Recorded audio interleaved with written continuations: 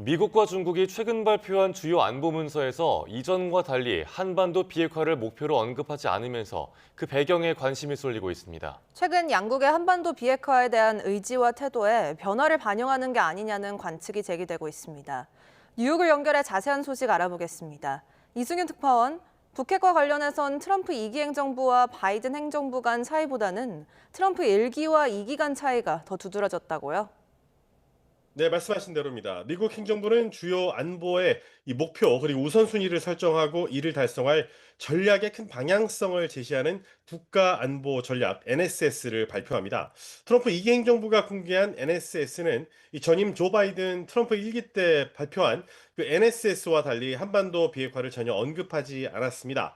이 바이든 행정부 때 NSS는 2022년에 발표됐는데 한반도의 완전한 비핵화로 가는 가시적인 진전을 만들기 위해 북한과 지속적인 외교를 추구한다고 언급했습니다. 동시에 이 북한의 대량 살상 무기 WMD와 미사일 위협에 맞서 확장 억제도 강화할 것이라고 명시했습니다.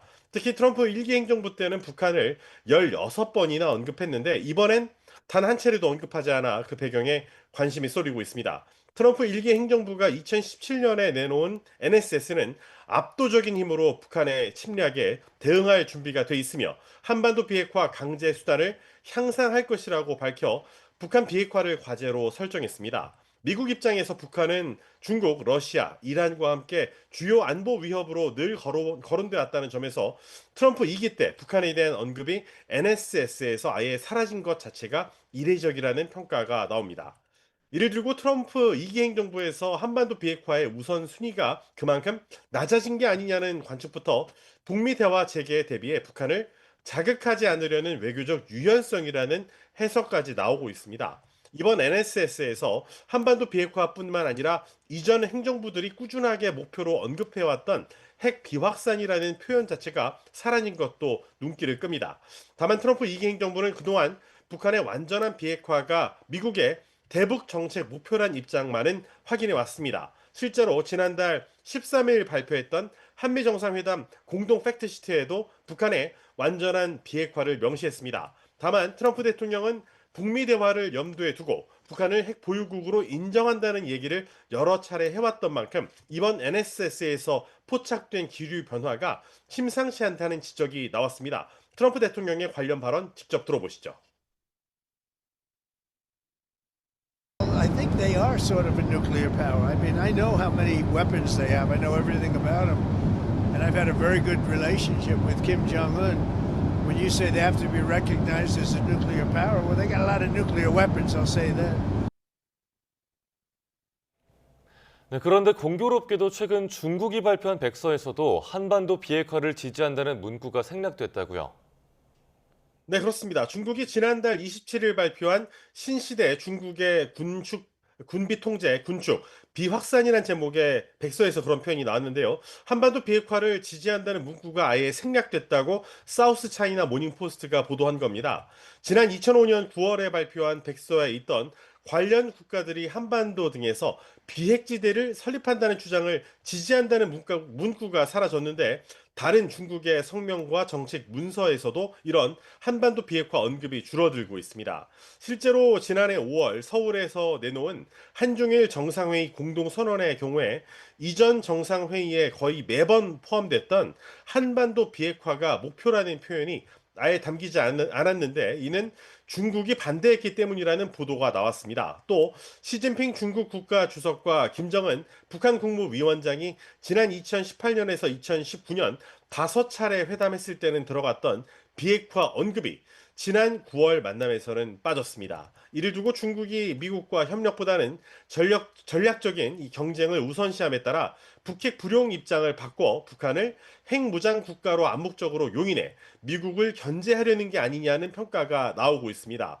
이에 따라 대북 제재라는 구조적인 제약은 여전하지만 한국 정부로서는 남북 대화 혹은 남북 협력 추진이나 북미 간 대화 중재를 추진하는 데 있어서 지금보다는 외교적인 운신의 폭이 넓어질 전망입니다. 지금까지 뉴욕에서 YTN 이승윤입니다. 이재명 대통령이 취임 6개월을 맞은 가운데 대통령실이 오늘 그간의 국정 운영 성과를 알리기로 했습니다. 외교와 민생경제 회복에 방점이 찍힐 것으로 보이는데 앞으로의 과제 역시 적지 않다는 분석도 나옵니다. 정인용 기자입니다. 대통령실 핵심 참모인 비서실장과 정책실장, 안보실장, 이른바 3실장이 새 정부 출범 6개월을 맞아 구체적인 성과를 알리는 자리를 마련합니다. 비상계엄과 탄핵 국면을 거치며 공백 사태 속에 탄생해 시작부터 적잖은 과제를 안았던 만큼 키워드는 회복에 방점이 찍힐 걸로 보입니다. 우선 대한민국 외교 정상화가 가장 큰 진전으로 꼽힙니다. G7부터 UN 총회, 아세안과 에이펙, 그리고 G20까지 숨가쁜 다자 정상외교 일정을 소화하며 국제무대 복귀를 알렸다는 평가입니다.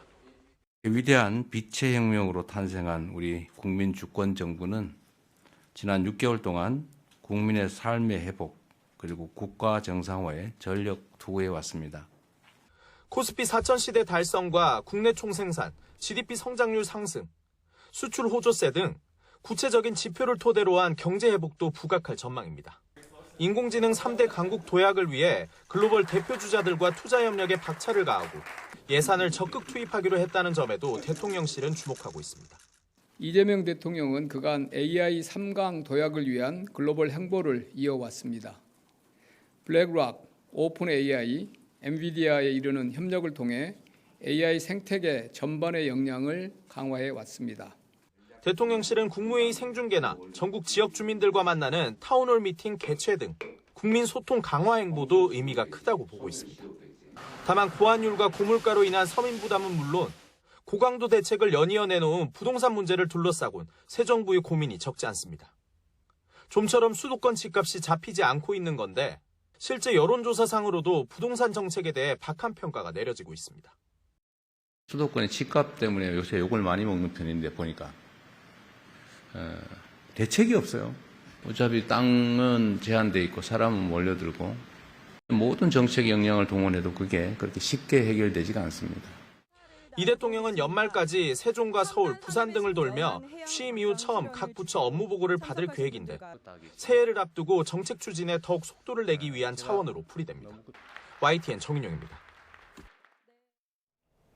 연말에도 여야의 입법 전쟁은 점점 심화하는 모습입니다. 민주당은 연내 사법개혁안을 처리하겠다고 공언했는데 국민의힘은 필리버스터 카드까지 염두에 두고 대비태세를 유지하고 있습니다. 김다연 기자입니다. 12월에도 국회 의사 일정은 분주합니다. 정기국회 마지막 날인 오는 9일 국회 본회의 개최가 확정됐고 하루 뒤 임시회도 소집됐습니다. 이 기간 더불어민주당은 예고했던 대로 내란재판부 설치와 법원 행정처 폐지 등 이른바 사법개혁안 처리에 집중할 전망입니다. 내란 혐의를 받는 추경호 전 국민의힘 원내대표의 구속영장이 기각된 이후 사법부 압박에 가속 페달을 밟는 겁니다. 내란 청산이라는 국민의 명령을 완수하고 이 땅의 민주주의와 헌정 질서를 바로 세우기 위해 연내에 사법개혁을 완수하겠습니다. 의석수에서 열세인 국민의힘은 무제한 토론, 즉 필리버스터로 맞서왔지만 민주당은 본회의장에 60명 이상 출석하지 않으면 국회의장이 필리버스터를 중단할 수 있도록 하는 법안을 최우선 처리하겠다고 벼르고 있습니다. 민생 법안까지 필리버스터로 볼모를 잡는 행태가 책임 있는 정치라 할 수는 없을 것입니다. 민주당은 국회법 개정안을 본회의에서 최우선 처리할 것입니다. 이 같은 전방위 압박에 국민의힘도 곧장 대비태세를 갖췄습니다. 먼저 오는 8일 국민 고발회 형식으로 의원총회를 열어 민주당의 입법 독주를 규탄하고 이재명 정부의 실정을 부각할 계획입니다. 오직 한 사람 이재명을 구하고 독재의 길을 열기 위해 헌정 질서와 사법 체제를 파괴하는 일을 서슴지 않고 있습니다. 본회의에 어떤 안건이 언제 상정될지 구체적인 순서는 정해지지 않았지만 오는 9일은 물론 임시회에 열릴 본회의에서도 쟁점 법안들에 대한 필리버스터로 총력 저지에 나선다는 방침입니다. 12월 중에는 필리버스터가 있습니다. 그래서 필리버스터도 좀 더 효과적으로 진행하려고 합니다. 필리버스터 제한법이 통과돼 강화된 요건이 이달 내 효력을 발휘할 경우 60명씩 조를 편성해 대응할 가능성도 시사했습니다. 여야 지도부는 각각 1인 1표제, 계엄 사과 여파로 내홍을 겪고 있습니다. 내부 결속을 다지고 시선을 돌리기 위해서라도 연말 입법 대치는 더욱 격화할 거란 전망이 적지 않습니다. YTN 김다현입니다. 전국 법원장 회의에서 나온 내란 전담 재판부 설치와 법 왜곡죄 신설 관련 우려에도 여야 공방은 이어졌습니다. 여당은 사법부가 반성과 사과를 외면하고 있다고 주장했고 야당은 민주당의 사법 길들이기라고 지적했습니다. 김다연 기자가 보도합니다. 법원장 회의에서 내란 전담 재판부 설치와 법 왜곡죄 추진에 대해 우려가 터져 나온 이튿날 민주당은 사법부를 정면 겨냥했습니다. 윤석열 전 대통령에 대한 일시 석방과 불법 계엄 이후 1년이 지나도록 지지부진한 내란 사건 재판에 대해 반성이나 하라고 쏘아붙였습니다. 한덕수 전 총리와 박성재 전 법무부 장관, 국민의힘 추경호 의원 등 관련자에 대한 잇단 구속영장 기각도 법원으로 책임을 돌렸습니다.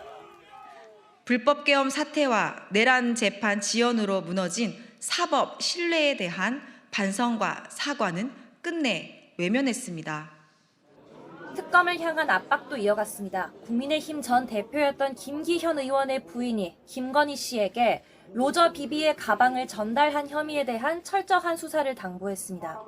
동시에 김 의원의 대국민 사과를 요구하며 국민의힘에도 날을 세웠습니다. 국민의힘은 법원장 회의 결과에 정반대의 해석을 내놨습니다. 정치 사안에 극도로 신중한 사법부가 직접 나서 위헌을 지적한 건 헌정 질서가 흔들리고 있음을 보여주는 중대한 신호라고 지적했습니다. 민주당이 특정 사건의 유무죄를 이재명 정권의 입맛에 맞추려는 내란 전담 재판부도 모자라 위헌을 위헌으로 덮겠다는 발상을 한다고 비판했습니다. 위헌 심판이 제기돼도 내란, 외환죄 재판을 멈추지 못하게 하는 헌법재판소 개정안을 직격한 겁니다.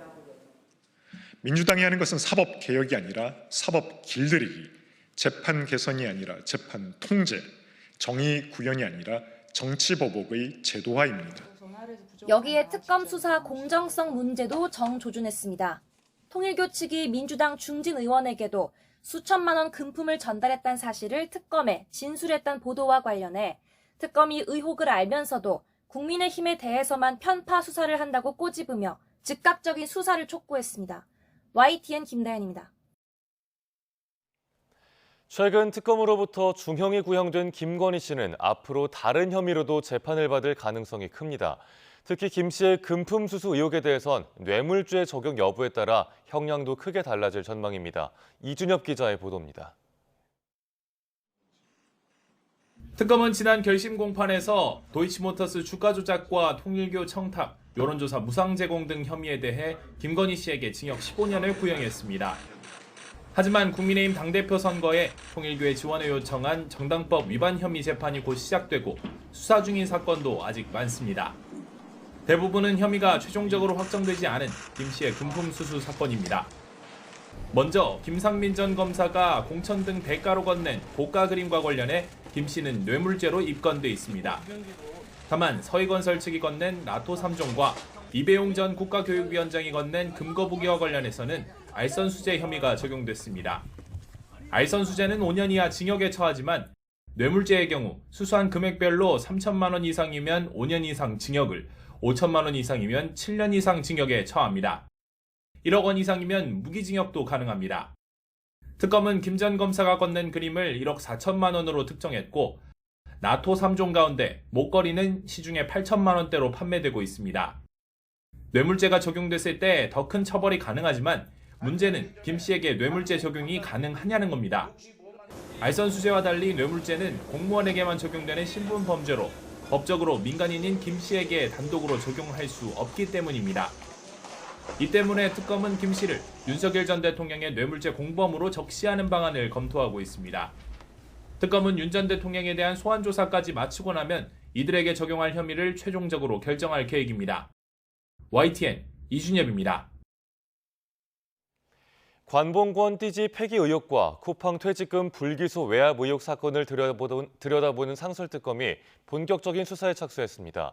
안권섭 특별검사는 현판식에서 사건의 실체를 밝히기 위해 노력하겠다고 강조했습니다. 정현우 기자입니다. 관봉권 띠지 폐기 의혹과 쿠팡 퇴직금 불기소 외압 의혹, 두 개 사건을 수사하는 상설특검이 서울 서초동 사무실에 현판을 내걸었습니다. 지난달 17일 임명 뒤 특검보 인선 작업 등을 마치고 20일 만에 본격적인 수사에 돌입한 겁니다. 객관적 입장에서 사건의 실체를 밝히는데 최선의 노력을 다하겠습니다. 관본권 의혹은 서울 남부지검이 지난해 12월 전진법사 전성배 씨 자택 압수수색 과정에서 확보한 현금 다발의 띠지를 분실한 사건입니다. 전 씨는 통일교 쪽 청탁을 김건희 씨에게 전달한 창구로 지목돼 수사를 받고 있었습니다. 당시 검찰은 실수 또는 과실에 인한 분실로 결론지었지만 천건의 압수물 중 단 한 건의 압수물을 기억하기는 불가능에 가깝습니다. 정치권 등에서 사건 은폐 의혹이 제기되며 특검 수사 대상이 됐습니다. 쿠팡 외압 의혹도 검찰 수사와 관련이 있습니다. 지난 4월 인천지검 부천지청은 쿠팡 물류계열사 쿠팡 풀필먼트 서비스의 퇴직금 미지급 사건을 불기소 처분했습니다. 이후 당시 수사를 담당한 문지석 부장검사가 윗선의 무혐의 처분 압력이 있었다고 폭로하며 논란이 불거졌습니다. 기록을 안 본 청장이 기록도 제대로 안 본 주임검사를 불러가지고 무혐의 수사 가이드라인을 정한 것은 대단히 부적절한 행위라고 생각이 듭니다. 문 검사에게 윗선으로 지목당한 어미준 검사는 특검 수사 개시 당일 문 검사도 무고 혐의로 수사해달라며 수사 요청서를 냈습니다. 기본 60일인 수사기간은 대통령 승인 뒤 30일을 연장할 수 있는데 특검팀은 두 개 사건의 우열을 가리지 않고 같은 비중으로 수사하겠다고 밝혔습니다. YTN 정윤우입니다. 내년 검찰청이 폐지되면 검찰의 기능은 중대범죄수사청과 공소청으로 나뉘게 됩니다. 그런데 수사 기능을 넘겨받는 중대범죄수사청에서 일하겠다는 검사가 거의 없는 걸로 집계됐습니다. 한동호 기자가 보도합니다. 내년 10월 2일 검찰청이 사라지면 중대범죄수사청이 수사를, 공소청이 사건을 재판에 넘기는 기소를 맡게 됩니다. 중수청, 경찰, 국가수사본부가 행안부 밑에 들어가게 됩니다. 검찰 제도 개편 TF가 설문조사를 했더니 응답 대상 검사 가운데 중대범죄수사청에서 일하겠다는 인원은 단 0.8%에 불과했습니다. 검사 910명 중 7명뿐입니다. 응답자 대부분은 공소청에서 근무하겠다고 답했습니다. 공소청을 선택한 이유로는 공소 제기 등 권한과 역할 유지, 검사 직위와 직급 유지, 근무 연속성 유지 등을 주로 꼽았습니다. 경찰에 대한 보안 수사 요구권과 검사의 보안 수사권에 대해서는 전체 응답자의 80% 이상이 필요하다고 답했습니다. 공소청과 중대범죄수사청 설치법 초안은 이르면 올 연말 윤곽이 나올 걸로 보입니다. 아직 중수청의 인력체계, 공소청의 조직구조 등이 확정되지 않았습니다. 완전하게 분리하면 막을 수 있나? 이게 이제 아직 가장 단순하지만 모든 국민이 퀘션 마크를 찍는 부분이지 않을까. 최근 검찰개혁 추진단 자문위는 현재 검사의 신분 보장 제도를 사실상 폐지하고 적격 심사 제도를 강화하는 내용을 검찰개혁 추진단에 전달했습니다. YTN 한동우입니다. 인천 주안동에 있는 식당에서 흉기를 휘둘러 전 연인을 살해하려 한 혐의로 30대 남성이 체포됐습니다. 서울 등촌동에서는 부부싸움을 하다가 남편을 숨지게 한 혐의를 받는 60대 여성이 경찰에 붙잡혔습니다. 사건 사고 소식 송수연 기자입니다. 어두운 골목길, 주민들이 모여 웅성거리는 가운데 경찰차 2대가 식당 앞에 멈춰섭니다. 소방대원들이 들것에 여성을 태우고 다급하게 이동하는 모습도 보입니다. 여자하고 혼자 그 길을 지르면서 얼굴에 뭐 이렇게 두 군데 상처가 났다고 하는데. 인천 주안동에 있는 식당에서 한 남성이 휘두른 흉기에 여성이 크게 다쳤다는 신고가 접수됐습니다. 얼굴과 팔 등을 찔려 병원으로 옮겨진 여성은 생명에는 지장이 없는 것으로 파악됐습니다. 흉기를 휘두른 남성은 도망치지 않고 식당 근처에 있다가 출동한 경찰에 검거됐습니다. 경찰이 현행범 체포한 30대 남성은 피해 여성의 전 연인이었던 것으로 파악됐는데 경찰은 남성을 상대로 정확한 범행 동기를 조사하고 있습니다. 서울 등촌동에 있는 한 아파트에서는 60대 남성이 쓰러져 숨을 쉬지 않는다는 신고가 접수됐습니다. 현장에 소방당국이 도착했을 때 남성은 이미 숨진 상태였습니다. 경찰은 숨진 남성의 60대 아내가 부부싸움을 벌이다 남편을 살해한 것으로 보고 긴급 체포해 범행 경위를 조사하고 있습니다. 또 남편의 시신을 국립과학수사연구원에 부검 의뢰해 정확한 사인을 밝힐 예정입니다. YTN 송수연입니다. 층간소음 문제로 윗집에 살던 이웃 주민을 흉기로 숨지게 한 혐의를 받는 40대 피의자에 대해 구속영장이 발부됐습니다. 관리사무소까지 따라가 피해자에게 흉기를 휘두른 것은 죄질이 대단히 나쁘다는 게 법원의 판단입니다. 오승훈 기자가 보도합니다. 모자와 마스크를 쓴 피의자가 경찰 호송 차량에서 내립니다. 층간소음 갈등으로 윗집에 살던 이웃 주민에게 흉기를 휘둘러 살해한 혐의를 받는 40대 피의자 A씨. 구속 전 피의자 신문에 출석한 A씨는 범행을 인정하느냐는 취재진의 질문에 아무런 답변을 하지 않았습니다. 혐의 인정하십니까? 흉기는 미리 준비하셨습니까? 피해자와 유족께 하실 말씀 있으십니까? A씨는 지난 4일 오후 2시 반쯤 충남 천안의 한 아파트에서 윗집에 살던 70대 B씨에게 흉기를 휘둘렀습니다. 다친 B씨는 관리사무소로 황급히 몸을 피했고 뒤쫓아온 A씨는 출입문이 잠겨있자 자신의 차량을 몰고 돌진했습니다. 이어 관리사무소 안에서 또다시 흉기를 휘둘렀고 복부 등을 크게 다친 B씨는 병원으로 옮겨졌지만 숨졌습니다. 살인과 특수 재물손괴 혐의로 구속된 피해자는 범행 이틀 만에 영장 실질심사를 받았습니다. 앞선 경찰 조사에서 A씨는 층간소음으로 범행했다고 진술한 것으로 확인됐습니다. 이들은 평소 층간소음 문제로 갈등이 깊었고 두 차례에 걸쳐 112 신고가 접수되는 등 전조 증상이 있었던 것으로 파악됐습니다. 경찰은 지난 10월 피해자 B씨 아내로부터 누군가 밖에서 계속 문을 두드린다는 신고가 있었고 지난달에는 윗집에서 시끄럽게 한다며 A씨가 신고한 기록이 있다고 밝혔습니다. 관리사무소 관계자는 층간소음위원회를 열어 A씨를 임대세대의 꼭대기층으로 옮겨주는 것으로 협의를 마친 상태였다고 전했습니다. 경찰은 숨진 B씨에 대한 부검을 진행하고 신병이 확보된 A씨를 상대로 정확한 범행 경위를 조사할 방침입니다. YTN 오승훈입니다. 미성년 시절 범행에 가담했다는 의혹이 제기된 배우 조진웅이 공식 사과와 함께 은퇴를 선언했습니다. 조진웅 배우는 공식 입장문을 내고 과거 불미스러운 일로 인해 자신을 믿고 응원해준 모든 분께 실망을 드려 머리 숙여 사과드린다고 밝혔습니다. 이어 모든 질책을 겸허히 수용하고 오늘부로 모든 활동을 중단하고 배우의 길에 마침표를 찍으려 한다고 말했습니다. 또 이것이 지난 잘못에 대해 자신이 져야 할 마땅한 책임이자 도리라며 앞으로 한 인간으로서 바로 설 수 있도록 최선을 다해 성찰하겠다고 덧붙였습니다. 오늘 새벽 2시 반쯤 경남 창원시 월영동에 있는 22층짜리 아파트 3층에서 불이 났습니다. 불이 난 3층에 살고 있던 60대 남녀가 심정지 상태로 병원에 옮겨졌고 주민 40명이 대피했습니다. 소방당국은 정확한 피해 규모와 화재 원인을 조사할 방침입니다.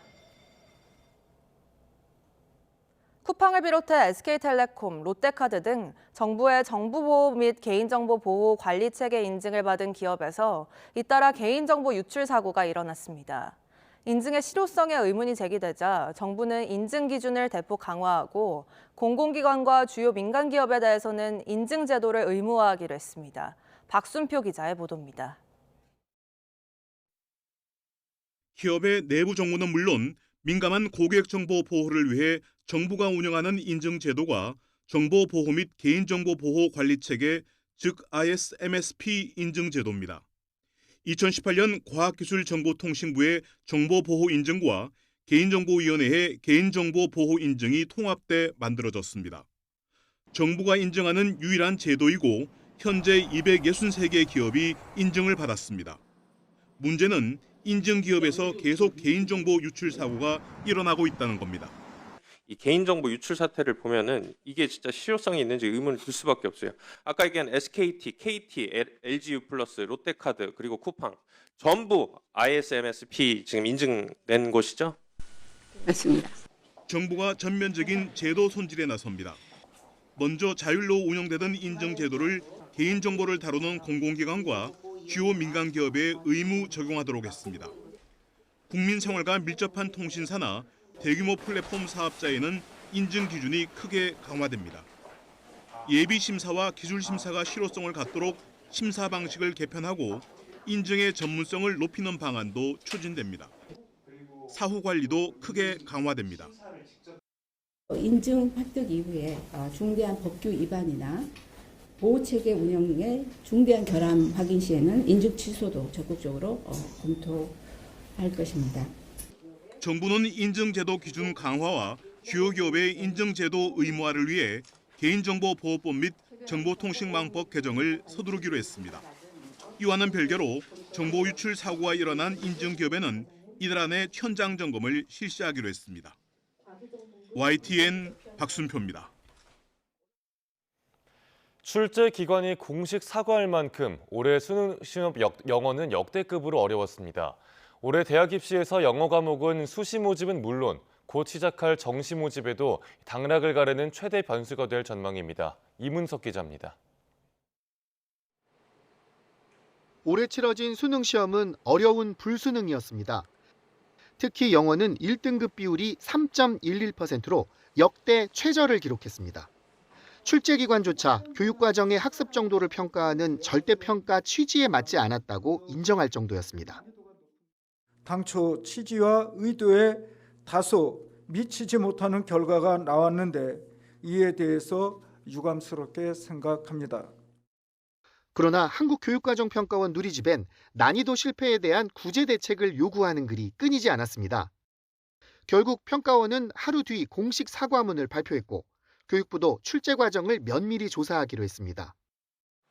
영어 영역은 상대평가가 아니라서 올해 1등급 인원은 작년 수능의 반 수준인 15,000여 명으로 급감했습니다.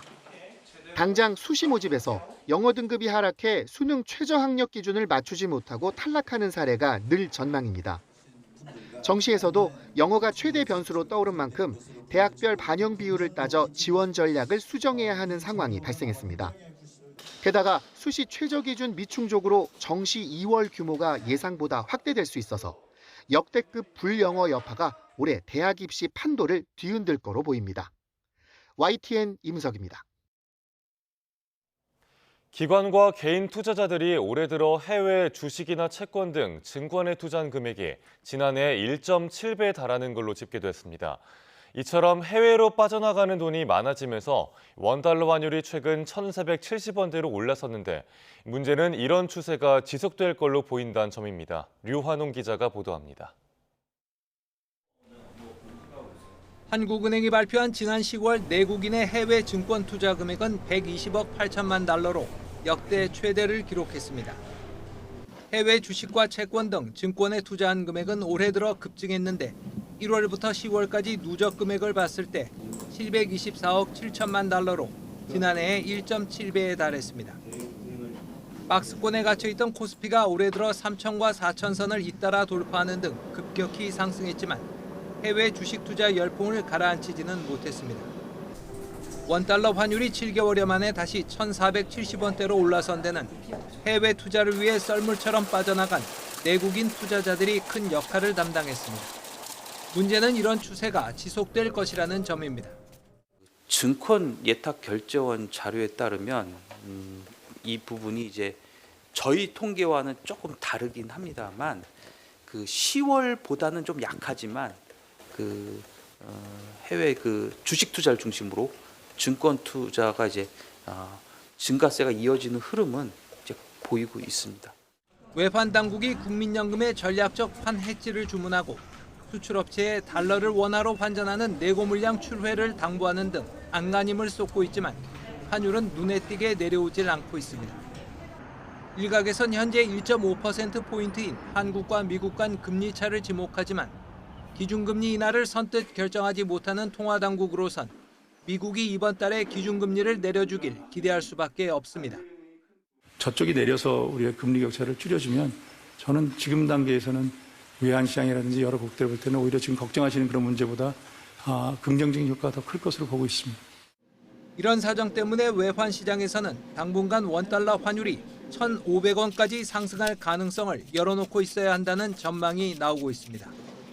YTN 유환홍입니다. 대구 경북 지역의 수건 사업인 대구 경북 신공항 이전 사업이 비용 문제로 표류하게 됐습니다.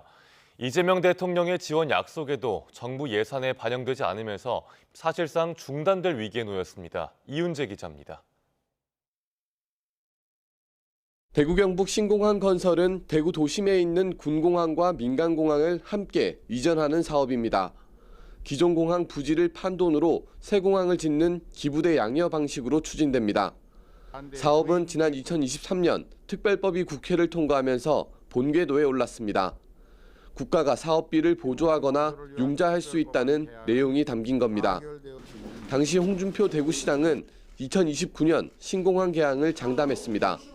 국가가 모든 문제를 보증하는 사업으로 격상이 되었기 때문에 아무런 사업에 장애가 없는 겁니다. 하지만 군공항 건설비만 11조 원이 넘고 종전 부지를 개발해 환수하기까지는 최소 10년 이상 걸립니다. 결국 사업비 부담에 특수목적법인 구성이 무산됐고 대구시가 직접 시행자로 나섰지만 예산이 발목을 잡았습니다. 정부는 내년도 예산을 편성하면서 공공자금관리기금 2,795억 원을 빌려달라는 대구시 요청을 거절했습니다. 그나마 예산안 부대 의견에 기획재정부와 국방부가 신공항 지원 방안을 강구하라는 내용이 담겨 사업 불씨만 이어가게 됐습니다.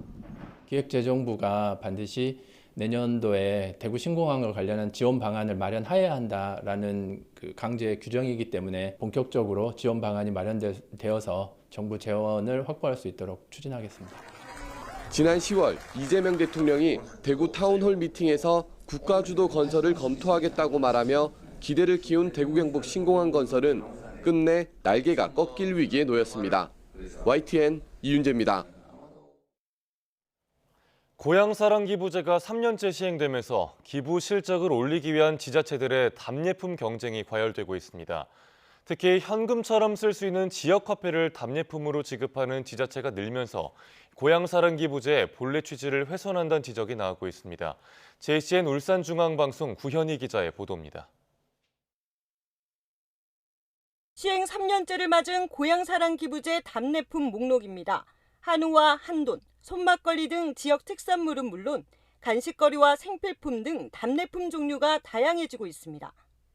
심지어 추가 답례품을 주거나 차별화된 답례품을 내건 지자체도 있습니다. 한 지자체는 추첨을 통해 5성급 호텔 숙박권을 주는 이벤트까지 마련했습니다. 고향사랑 기부제의 답례품을 둘러싼 지자체 간 경쟁이 갈수록 치열해지는 가운데 답례품으로 지역 화폐를 주는 지자체들도 늘고 있습니다. 울산에서도 울주군을 제외한 나머지 지자체에서 지역 화폐인 울산페이를 답례품으로 지급하고 있는데 10만 원을 기부하면 전액 세액공제 혜택에 3만 원을 현금처럼 쓸 수 있는 울산페이로 돌려받을 수 있다 보니 반응이 좋습니다.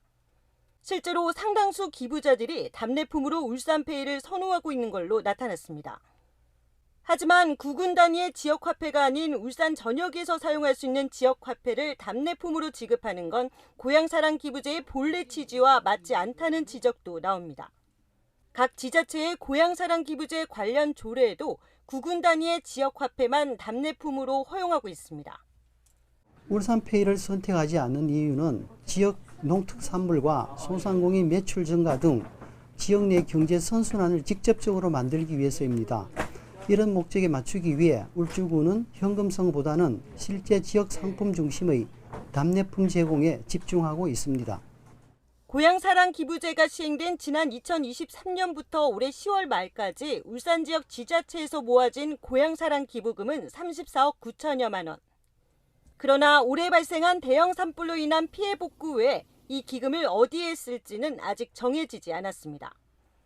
각 지자체들이 지역 화폐까지 동원하며 기부 실적 올리기에 치중하고 있지만 이에 반해 기부금 활용에 대한 고민과 사업 발굴은 다소 아쉽다는 지적이 나옵니다. JCN 뉴스 구현입니다.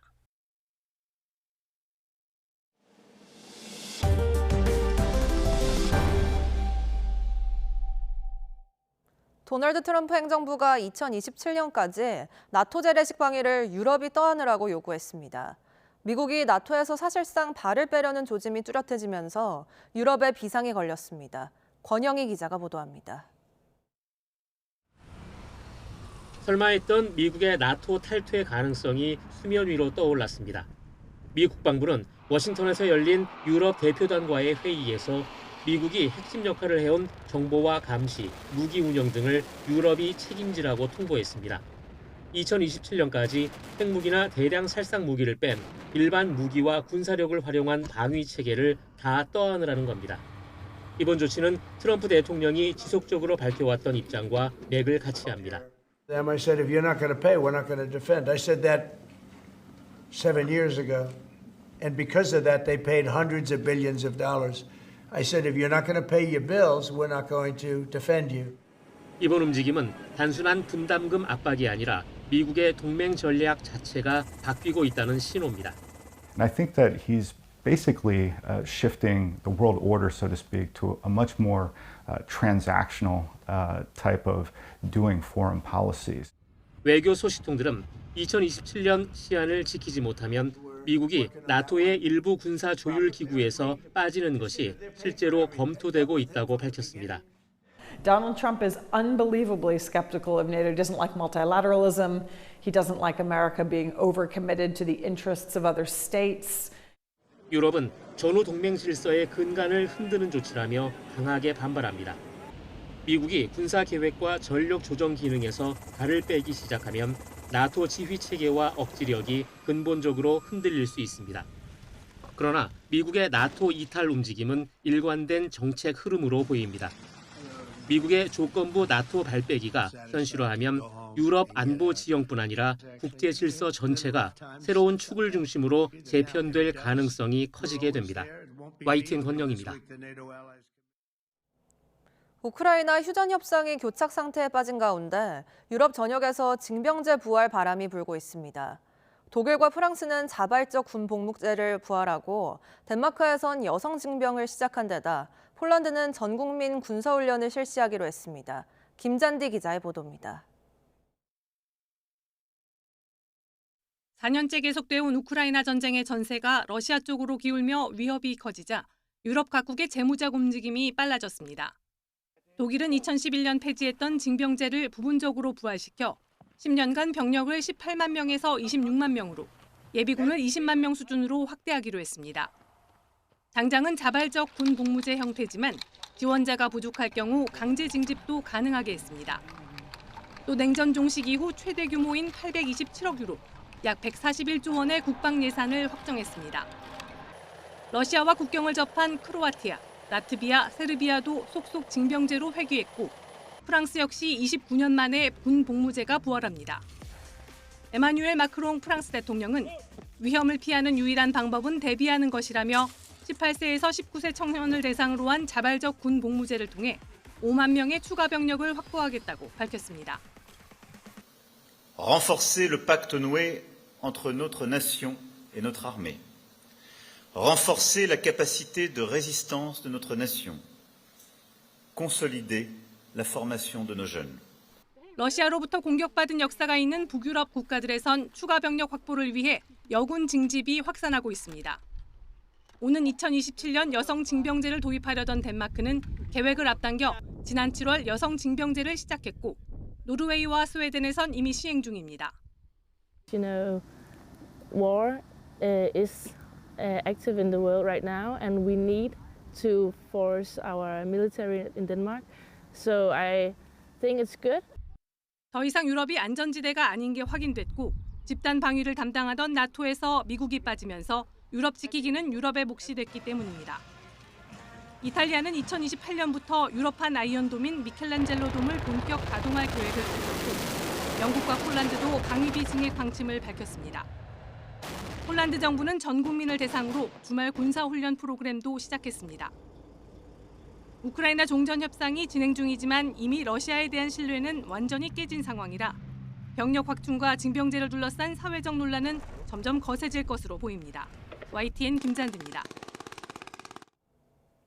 한동안 북한 매체에서 볼 수 없었던 김정은 국무위원장의 딸 주애가 최근 석 달 만에 모습을 드러냈습니다. 아버지 없이 군 장교로부터 거수 경례를 받는 장면이 노출됐고 북한 매체의 호칭도 달라졌습니다. 북한의 의도가 뭔지 이종원 기자가 짚어봤습니다. 아버지와 똑같은 검정 가죽 롱코트를 입은 주애가 김정은과 나란히 승용차 뒷좌석에서 내립니다. 김정은이 사열을 받고 지나가자 북한 매체는 주애의 사열 때 인사 장면을 단독샷으로 방송했습니다. 주애가 거수 경례를 받는 장면도 노출했는데 아버지 없이 홀로 군장교의 경례를 받는 모습을 공개한 건 꽤 이례적입니다. 사랑하는 자제분으로 소개하던 기존 주애의 호칭도 이렇게 바뀌었습니다. 존경하는 자제분께서 동행하셨습니다. 지난달 말 열린 북한 공군 창설 80주년 행사 모습으로 주애가 북한 매체에 등장한 건 지난 9월 중국 전승절 행사 이후 석 달 만입니다. 이번 행사에선 평소 얼굴에 가득했던 웃음기가 사라졌고 동선마다 앳된 티를 벗고 권위적인 모습도 연출했습니다. 방송 일부 장면에선 김정은보다 더 부각되기도 했는데 후계구도 공식화 작업과 무관치 않다는 분석이 나옵니다. 혼자서 활동하는 모습들을 점차적으로 부각시키고 있다. 특히 군이 충성 맹세를 하는 모습들이 보여지고 있다는 것은 그만큼 후계 구도에 한 발 더 다가서는 모습이 보이고 있다라고 판단할 수 있습니다. 전문가들은 주애에 대한 후계 구도 작업은 속도 조절을 통해 중장기적 관점에서 진행되고 있다고 분석합니다. 특히 북한 내부는 물론 대외적으로도 후계자로서의 입지를 다져주기 위한 체계적인 전략에 따라 진행되는 것으로 보고 있습니다. YTN 이종원입니다.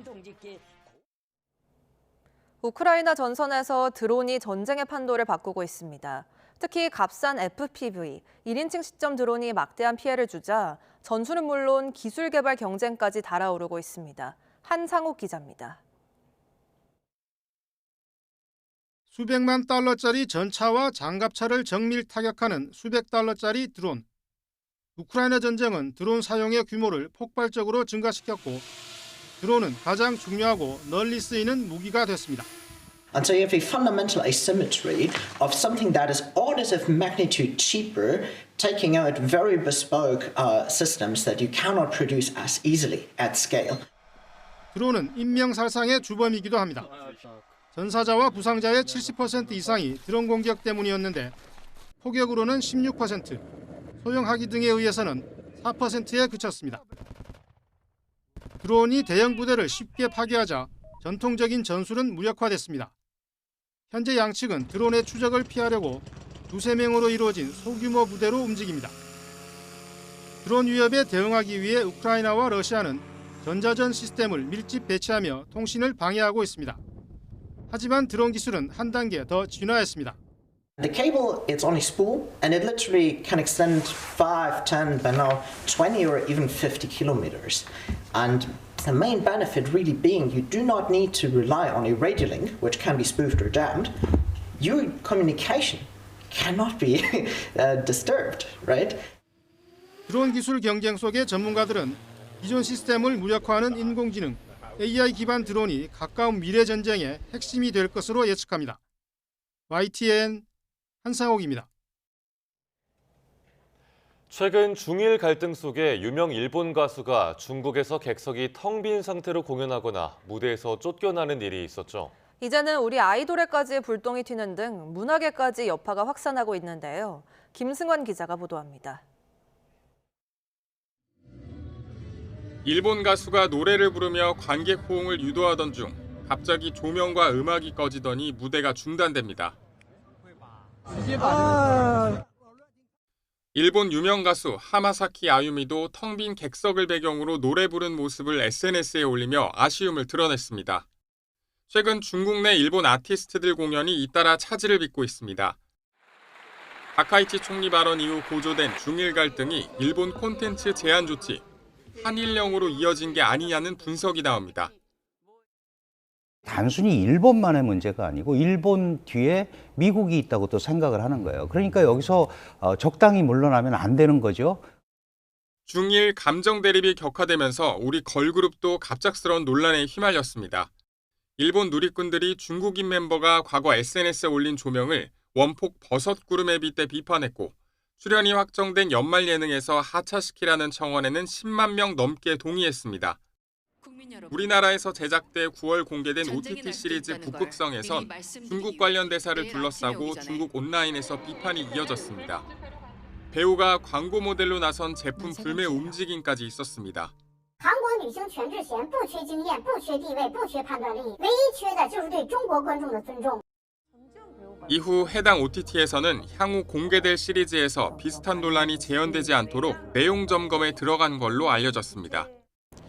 한중일 세 나라는 문화 콘텐츠 교류면에서 사실상 국경이 없어진 것처럼 보였습니다. 하지만 정치적 논란이 있을 때마다 다시 높은 경계가 세워지는 모양새인데요. 상대 국가의 문화 콘텐츠를 끊어내는 행위가 자국의 정체성을 지키기로 받아들여진다는 연구 결과도 있습니다.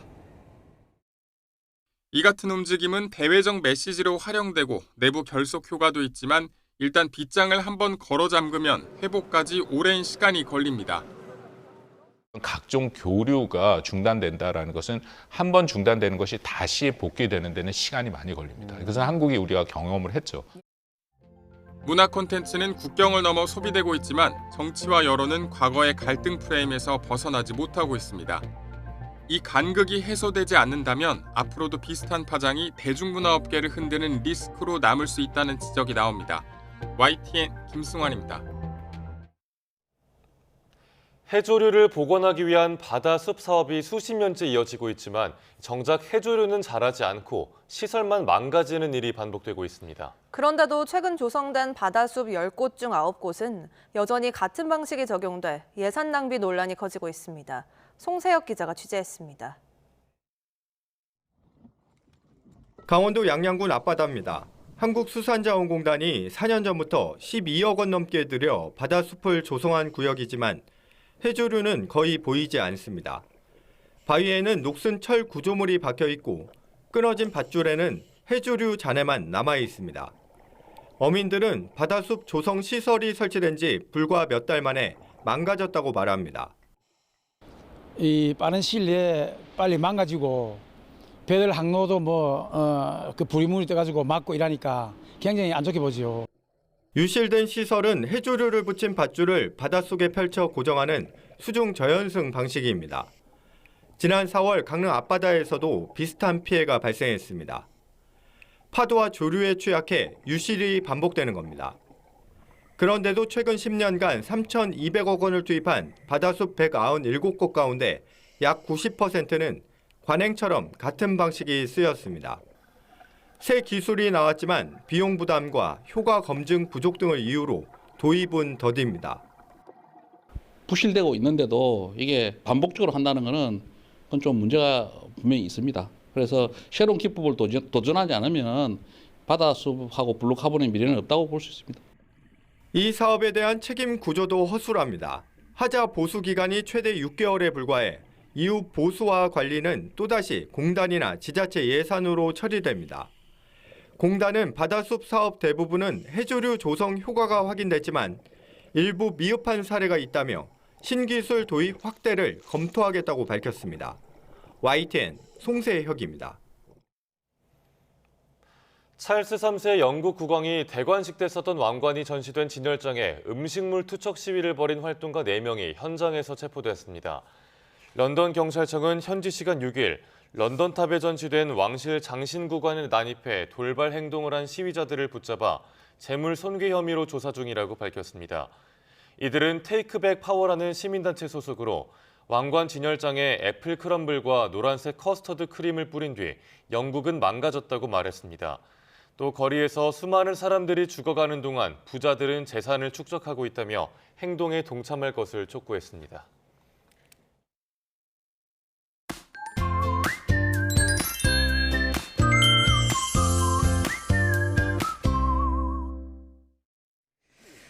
절기 대설인 오늘 포근한 겨울 날씨가 예상됩니다. 현재 서울 기온은 영상 4.2도로 5일 만에 영상권이고요. 낮에도 12도까지 올라서 11월 중순에 늦가을 정도 날씨가 예상됩니다. 다만 서풍을 타고 국외 미세먼지가 유입되면서 공기가 탁하겠는데요. 대부분 지방이 종일 나쁨, 또 다른 지역도 일시적으로 공기가 탁할 것으로 보입니다. 또 동해안은 여전히 대기가 건조합니다. 바람까지 불어서 화재 위험이 높으니까요. 불조심해 주시길 바랍니다. 현재 짙은 안개로 김포와 청주공항에는 저시정 경보가 내려져 있습니다. 운항 정보 확인을 하셔야겠고요. 오늘 경기 동부와 강원도에는 오후 늦게 비가 살짝 올 것으로 보입니다.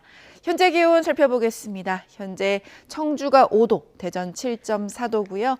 낮 기온 살펴보면 서울이 12도, 대전 15도, 전주와 부산은 16도까지 오를 것으로 보입니다. 이번 주에는 이맘때보다 기온이 높아서 큰 추위는 없을 전망입니다. 날씨였습니다. 뉴스타트 2부 마칩니다. 잠시 후 3부가 이어집니다. 시청해주신 여러분 고맙습니다.